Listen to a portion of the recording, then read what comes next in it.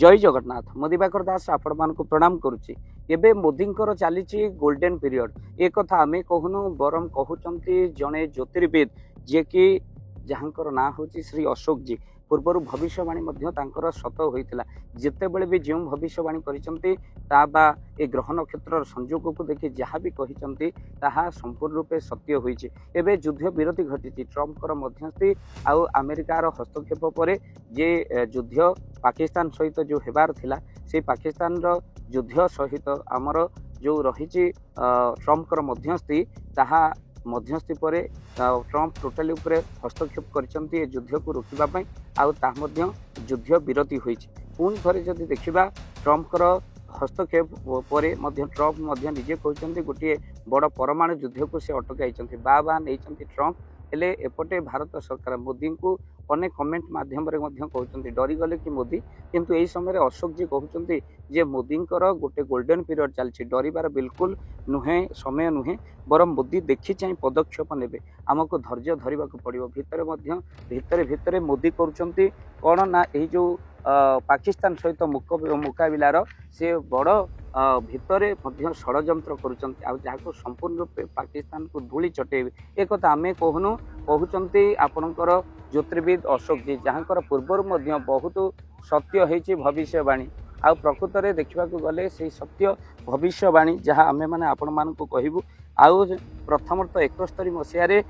गोटे खंड होता पाकिस्तान जहाँकि बांग्लादेश होता एबे पुणी आउ 3 खंड हेब अर्थात 4 खंड ताको मोदी करदेवे आउ भक्तबंधु रुद्रंकर 13 बिशी आउ 4 कारक राहु शुक्र राहु शनिंकर संयोग रही पुटिनकर यही समय गोल्डन पीरियड चलती बोली अशोक जी मत देइछन्ति। ट्रम्पकर आ मोदींकर जोड़ी निश्चित भाव में भल रही से गवेषणा करिक जानिछन्ति बा जहाँ तांकर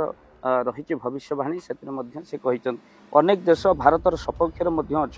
आउ आपणकर धमाका सिंदूर जितेबले है से समय रे आपणकर 9 संख्या को गुरुत्व दिया 9टी स्थान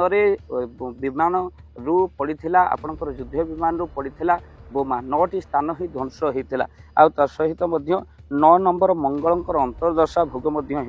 मंगल नीचरे अच्छा किंतु सप्तम भाग में मृत्युर भाग में अच्छा अर्थात पाकिस्तान रे अनेक लोक मृत्यु भोग करेंगे पाकिस्तान बुद्धि भ्रष्ट हो बारंबार पाकिस्तान भूल करिवो किंतु मोदी करिवे बड़ धमका बेली ए कथा को श्री अशोक जी तांकर भविष्यवाणी रे कहिसंती केवल अपेक्षा 6 जून पर्यंत यदि 6 जून भितर निश्चित भाव में किसी गोटे धमाका हो पारे मोदी बसी रही ना युद्ध विरति घोषणा करी डरी जाना बरम भितर भितर करुँच पाकिस्तान को धूली चटेवाई भितर षड्यंत्र एक कथा आम कहूँ भक्त बंधु जे कि ज्योतिर्विद भविष्यवाणी कर श्री अशोक जी आउ पाकिस्तान सपोर्ट में जी देश रही से धूली चाटे आउ ता सहित बड़ भयंकर विस्फोरण पाकिस्तान रे हम अनेक लोक मृत्युवरण करेंगे भक्त बंधु से कथा आग को घटे बोली कहते अपेक्षा केवल 6 जून पर्यंत जहाँ हो आर भितर ही हम तापर अर्थात कौन कथा आपणकर थंडा पड़ सत कि जितेबले पाकिस्तान तापटू गोली वर्षा कर कौन भाव में गोटे अटैक करी अनेक लोक निपात करदेव तापर आउरी भयंकर हे बोली पाकिस्तान मानिबा को नाराज जितेबले युद्ध विरति घोषणा करागला तापर पुणी ड्रोन उड़ाइबा आरंभ कर पाकिस्तान तार फल से निश्चित भाव में भोग आ परवर्ती समय जो अपेक्षा रही 6 जून भितर निश्चित गोटे धमाका घटव मोदी करेंगे बड़ धमाका देखा जाऊ समय कह अशोक जी ये भविष्यवाणी केते सत्य आते मिथ्या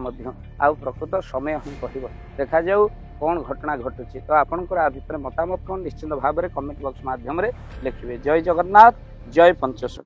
जय जगन्नाथ मु दिवाकर दास आपण मानक प्रणाम करुच्ची। प्रत्येक वर्ष पर ए वर्ष साधु संघ रामरंग कार्यक्रम बा श्री राम कथा आसंता 12 तारिख आरंभ हो 20 तारिख दिन यज्ञर पूर्णाहुति होची तो आपण माने बहु संख्यार 20 तारिख दिन ये पूर्णाहुति कार्यक्रम रे जोग देवा सहित आपण प्रति वर्ष परी आपण जदि दान राशि पठेबा पई चाहुचंती उक्त यज्ञ रे आपण जदि किछ सहयोग राशि पठेबा पई चाहुचंती दान पठेबा पई चाहुचंती स्क्रीन रे चलथिबा नंबर रे सीधा सड़क आपण पठेई परिबे एहा होची फोन पे नंबर आ जो नंबर रे आपण माने पठेई परिबे आपणकर दान राशि जो माने दान राशि पठेबा पई चाहुचंती निश्चित भाव में आपण माने यही 20 तारिख दिन पूर्णाहुति पूर्वर आपण मैंने दान राशि पठे पारे। आपण समस्त अनुरोध रहा जगतसिंहपुर बिरडी बालिया ये अधमर जन्मस्थान तेणु आपण निश्चित भाव में पूर्णाहुति 20 तारिख दिन आसी पहुँचले पूर्वर 12 ରୁ 20 तारिख मध्य आसी पहुँचले बहुत खुशी हेबी। आपण समस्त अनुरोध रहा